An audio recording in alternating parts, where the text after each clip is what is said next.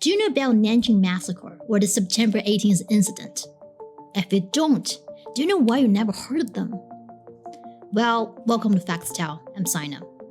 Today, I'll be also joined by Tokyo-based East Asia analyst Professor Benoit Hardy-Chartrand from Temple University. Welcome, Professor Hardy. Thank you very much.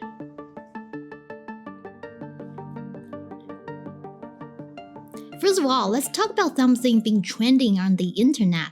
So earlier this month, an American pawn shop owner called Evan Kail went viral online after posting a video about an album that he believes contains some 30 previous unseen photos related to the Nanjing Massacre. Very brutal things, frankly speaking. Mountains of bodies, beheadings, and various forms of torture. This video got more than 20 million hits and about 66,000 comments. Kail even said he was caught the next day by a bunch of journalists and spoke to media outlets such as Rolling Stone and Newsweek. There are so many comments also talking about how they'd never heard of it. They were shocked and thankful to see this video. And many believe that the people of Nanjing who went through this tragedy deserve a proper apology.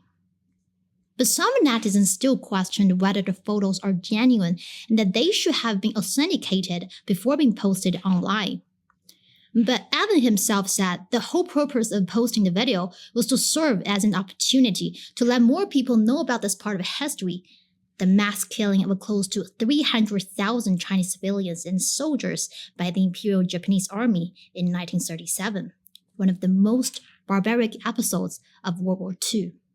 Even if it turns out that these photos are not genuine, this video and what I've done here has educated so many people about what happened in World War II. So many people didn't even know that. I was shocked reading comments like, wow, I never knew. Yeah, Japanese are just as bad as the Nazis. Here's my dilemma personally.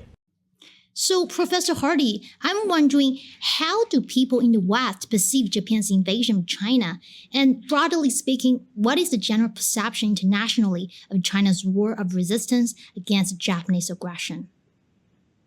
I think for a lot of people, the role of China in World War II as a member of the alliance, a member of the Allies, is not exactly as well known as the other members of the Allies, because China in the 1930s and the 1940s, although it was part of the alliance, was obviously not as powerful as, let's say, the UK, the England and the United States and other allies in Europe. So for that reason, very often, I think, especially from a Western perspective, there tends to be a little bit of an overlooking of the role, very important role that China played here in this region in East Asia in order to fight against fascism. So when it comes to World War II, many people know about Hitler and Nazi Germany, the genocide of Jews, the Holocaust, and the brutal killings inside the concentration camps. And they think the whole thing began with Nazi Germany's invasion of Poland in 1939. But nearly 8 years prior, on September 18, 1931, the Imperial Japanese Army suddenly attacked Shenyang and occupied Northeast China by force, in an event known in China as the September 18th incident, or as the Magna incident in the West.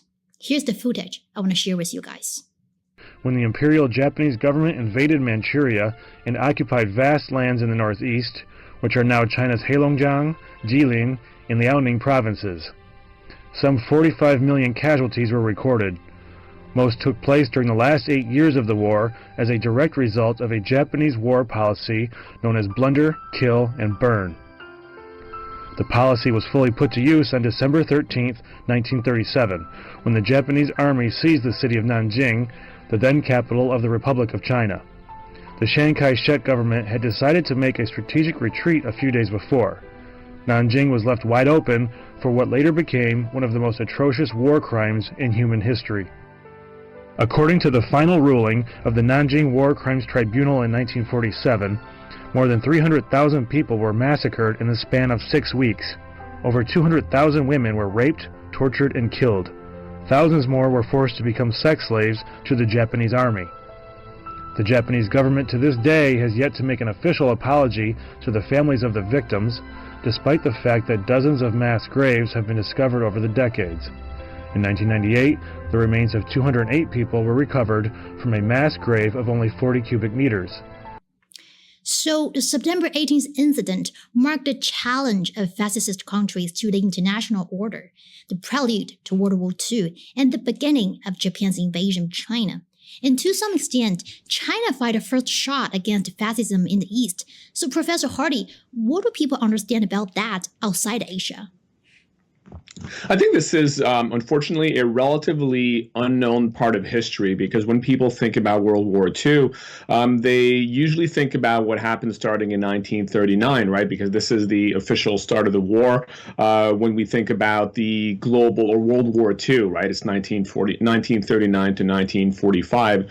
For that reason, I think a lot of people tend to ignore or overlook some of the events that led to World War II. And of course, that here we're talking about the Japanese invasion of Manchuria in 1931. We're talking also about the full-scale invasion that started in 1937, but also other pre-war events, including some events that started in Africa and Ethiopia, for example. The way that we look at history in the West simply tends to overlook some of the most important events. So sadly, China wasn't Japan's only victim. During World War II, Japan waged war against several countries in the Asia-Pacific. The Japanese comfort women system brought untold suffering to many people. Women with faces full of fear are lined up against a wall. A man presumed to be a Chinese officer talks to them. This short 18-second video is of 7 Korean women sexually enslaved by the Japanese soldiers in Yunnan province, southwest of China, around the end of World War II. It is the first ever video footage of Korean victims that has been found.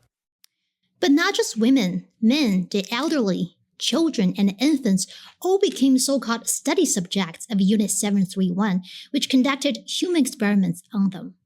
Died at its hands as it conducted human experiments on both captured civilians and military officers, ranging from Chinese and Koreans to Mongolians and Russians. One of their most infamous experiments were called vivisections, where prisoners were dissected alive, usually without anesthesia, to study the effects of various procedures or diseases, such as amputations or gangrene. The infected and vivisected prisoners included pregnant women, the elderly, children, and infants. But despite the enormity of the atrocities committed by the Japanese military, many young people living in Japan know little about them. This is a young Japanese man's reaction when he first heard about what Unit 731 did. Moving on from there, many victims had all or part of their organs removed, and some even had organs detached, then reattached in unique ways nature never intended. Experiments were also conducted with high pressure, poisonous chemical exposure, centrifuges, burning, blood infusions from animals, burying, and x-rays. Of course, since the purpose of these tests was to determine how much a body could withstand, the experiments would generally continue until the test subject was dead. I didn't know the details at all. It was more shocking than I expected. Given all of this, it may or may not surprise you to hear from people raised in Japan that they hardly learned 20th century Japanese history in class. For example, in a BBC report from 2013, it is noted that one major Japanese school's history book contains only 19 out of 357 pages dealing with events between 1931 and 1945, with, for example, the Nanjing Massacre occupying only one line. The Nanjing Massacre occupied only one line in the Japanese textbook. But that one line bears the murders of hundreds of thousands of people and the rapes of thousands of women within 6 weeks. We know that the Japanese military committed many atrocities during World War II, such as the plunder, kill, and burn policy conducted against Chinese civilians, Unit 731 and its human experiments, sex slavery, chemical warfare, and not to mention the Nanjing Massacre. So, Professor Hardy, I know you can read Japanese. Do you think that Japanese textbooks properly reflect or emphasize Japan's wartime acts? Yeah, that's a great question. The textbook issues has long been an area of controversy between China and Japan, but also between South Korea and Japan. These textbook issues really started in the The first real controversy happened in 1982. There's been a series of other textbook controversies that occurred since the 1990s, which led to several large-scale protests in Chinese cities regarding what they perceived as this real lack of sensitivity in Japan towards the suffering of the Chinese people. To give you an example, in one of those cases, I think it was in the early 2000s, the Ministry of Education requested that one of these books, because one thing we have to understand is there are a large variety of history books. There is not one single book for the whole of Japan, but the Japanese Ministry of Education requested that one of these books change the word invasion of China to the word advance in China. And even beyond Asia, Japan is trying to erase these crimes and distort history. Let's hear from Howard Bergbauer, a 94-year-old World War II veteran from the U.S. The Japanese were pretty brutal against the Chinese people. They keep denying things that went on, I guess. They even, I've heard that they've even, was our fault to start the war, that we started the war. Instead of the Japanese bomb Pearl Harbor, they don't say too much about that. So this is how Japan played a victim card and avoided taking responsibilities. What are the reasons, Professor Hardy, for Japan's reluctance to face up and reflect on its own history?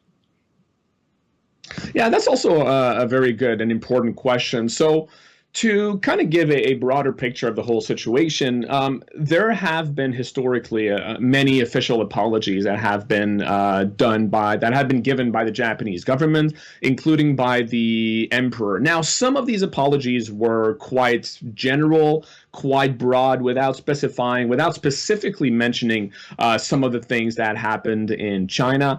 To give you a sense of the history a little bit, the very first prime minister of Japan that gave an apology was Prime Minister Tanaka in 1972.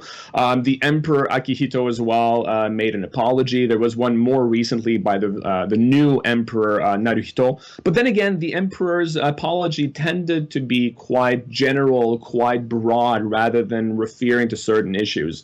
So here's the thing. There have been a good number of apologies, but at the same time, the issue is you often have other politicians in Japan that say certain things that tend to, or that seem like they are walking back on these previous apologies.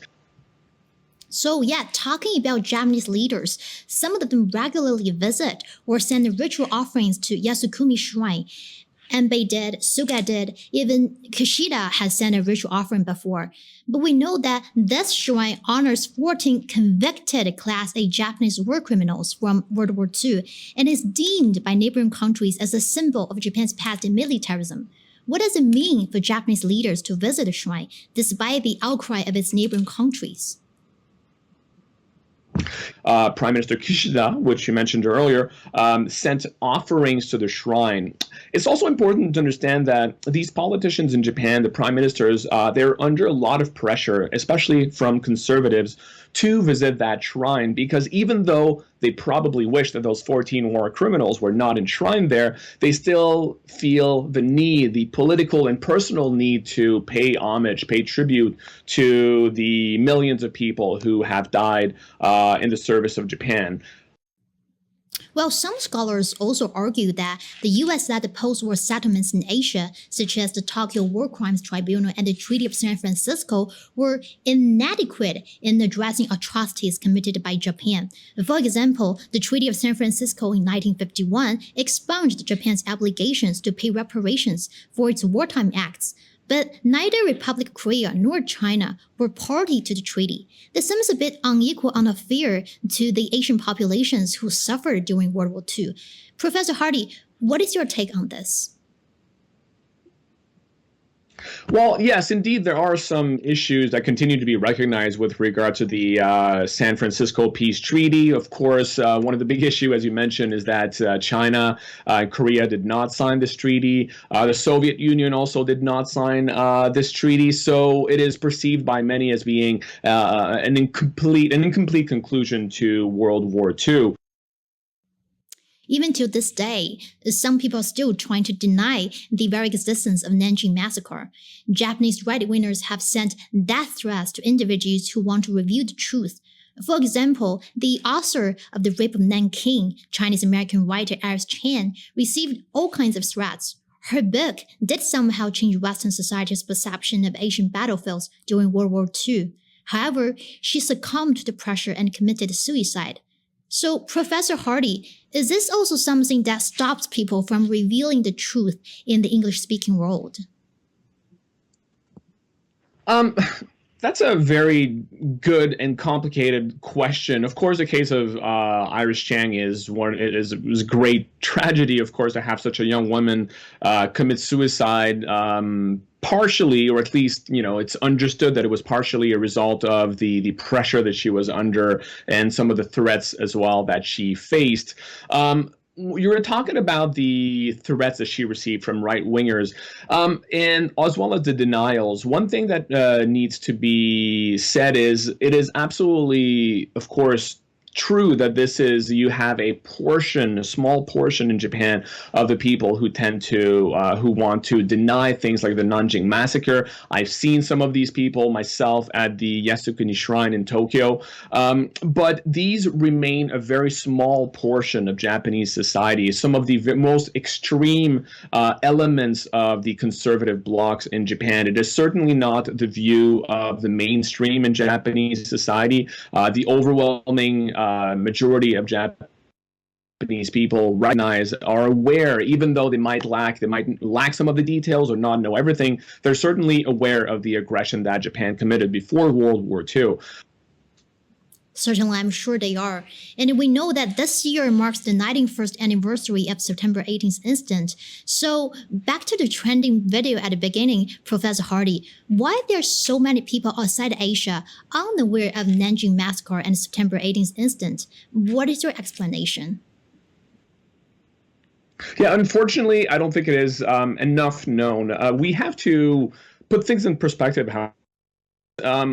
Although these are obviously very dark events of World War II and pre-World War II that I believe should be much more widely known, not only here in Japan, but also in the West, if you look at the education system in the West, obviously, and including myself, when I grew up in Canada and I learned about World War II, most of the focus was on the European theater of war. Of course, we heard a little bit about the what happened in the Pacific, in Asia Pacific as well, but certainly not to the extent of the events that happened in Europe. So for that reason, things like the Nanjing massacre, things like the September 18 incidents, and other things related to World War II simply kind of tended to fly a little bit under the radar.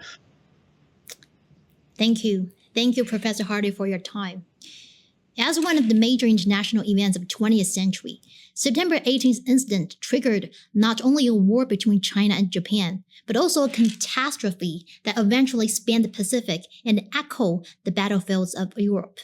World War II was an unprecedented disaster that affected more than 60 countries and regions and involved 3/4 of the world's population. It can be said that September 18th incident was not only the cause of the Sino-Japanese War, but also the prelude of World War II. From this perspective, the September 18th incident in China is no different from the attack on Pearl Harbor. The North camp of China's Northeastern Army was flattened by heavy artillery bombardments, just like the USS Arizona was hit by Japanese torpedo bombers, and now sits at the bottom of the ocean. For a long time, the Western world's record of crimes committed by Japan's militarists have been much less than that of Hitler's atrocity, which are widely known. Yet the losses of China and many Asian countries are not given the same evaluation and status they deserve. But let's at least not forget what has happened. Remember the very beginning of the world's anti-Fascist war in the East and reflect on the history so that it won't repeat itself. That's all for today. Thanks for watching. If you like our show, please click like and subscribe, and also leave your comments down below. We'd like to hear what you think. I'm Sina. I'll see you guys next time.